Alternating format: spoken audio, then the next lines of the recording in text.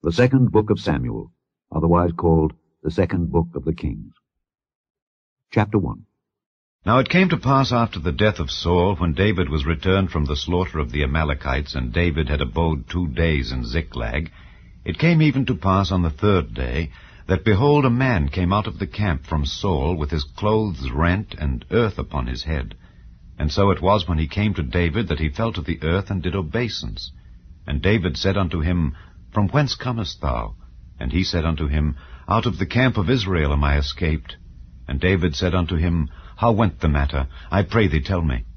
And he answered, That the people are fled from the battle, and many of the people also are fallen and dead, and Saul and Jonathan his son are dead also. And David said unto the young man that told him, How knowest thou that Saul and Jonathan his son be dead? And the young man that told him said, As I happened by chance upon Mount Gilboa, behold, Saul leaned upon his spear, and lo, the chariots and horsemen followed hard after him. And when he looked behind him, he saw me, and called unto me, and I answered, Here am I. And he said unto me, Who art thou? And I answered him, I am an Amalekite. He said unto me again, Stand, I pray thee, upon me, and slay me, for anguish is come upon me, because my life is yet whole in me. So I stood upon him, and slew him, because I was sure that he could not live after that he was fallen.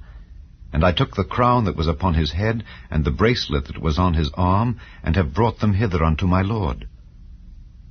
Then David took hold on his clothes, and rent them, and likewise all the men that were with him. And they mourned, and wept, and fasted until even, for Saul, and for Jonathan his son, and for the people of the Lord, and for the house of Israel, because they were fallen by the sword. And David said unto the young man that told him, Whence art thou? And he answered, I am the son of a stranger, an Amalekite.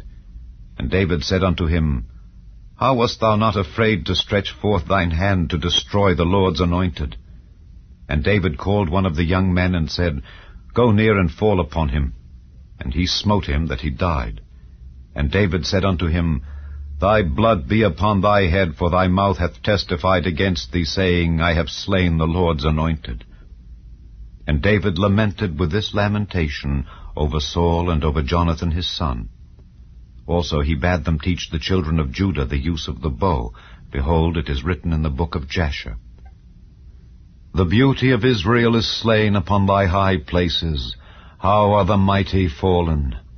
Tell it not in Gath, publish it not in the streets of Askelon, lest the daughters of the Philistines rejoice, lest the daughters of the uncircumcised triumph. Ye mountains of Gilboa, let there be no dew, neither let there be rain upon you, nor fields of offerings. For there the shield of the mighty is vilely cast away, the shield of Saul, as though he had not been anointed with oil. From the blood of the slain, from the fat of the mighty, the bow of Jonathan turned not back, and the sword of Saul returned not empty. Saul and Jonathan were lovely and pleasant in their lives, and in their death they were not divided. They were swifter than eagles, they were stronger than lions.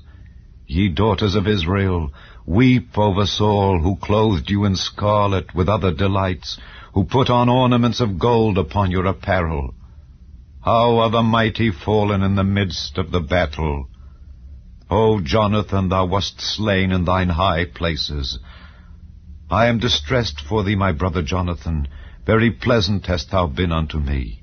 Thy love to me was wonderful, passing the love of women. How are the mighty fallen, and the weapons of war perished!